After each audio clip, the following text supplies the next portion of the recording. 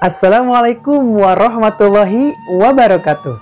Kumaha wargi Sunda sadayana daramang, pamugi urang sadayana aya dina lindungan Allah Subhanahu wa taala. Amin amin ya rabbal alamin. Katepang deui sareng simkuring dina channel Panyung Sibasa, di mana channel Panyung Sibasa ieu baris ngabahas ngeunaan hal-hal ka bahasa Sundaan. Oleh sebab itu, bagi teman-teman yang ingin belajar atau ingin lebih tahu atau mengenal tentang kebahasa Sundaan, hayu mari kita bergabung di channel ini. Insya Allah channel ini akan memuat hal-hal yang sangat bermanfaat.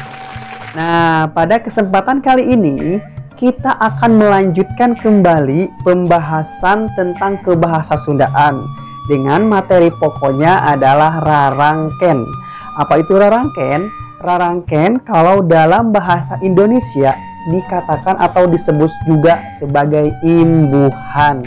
Untuk lebih jelasnya, silakan teman-teman simak video ini sampai selesai.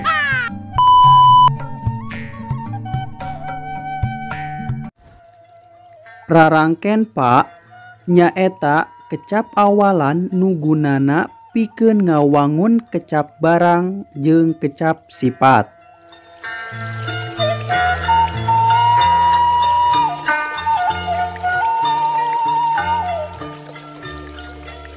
Kumaha cenah contona seperti kecap tani.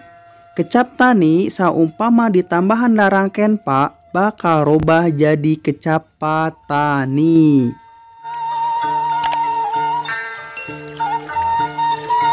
Apabila ada sebuah kata bertemu dengan imbuhan Pak, maka tinggal menambahkan kata Pak di depannya saja. Berikut adalah contoh yang lainnya.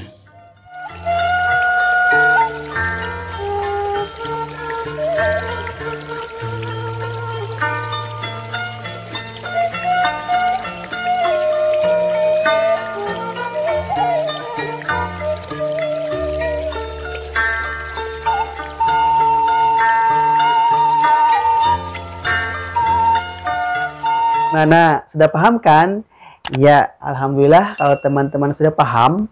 Akhir kata, hatur nuhun kasadayana. Wassalamualaikum warahmatullahi wabarakatuh.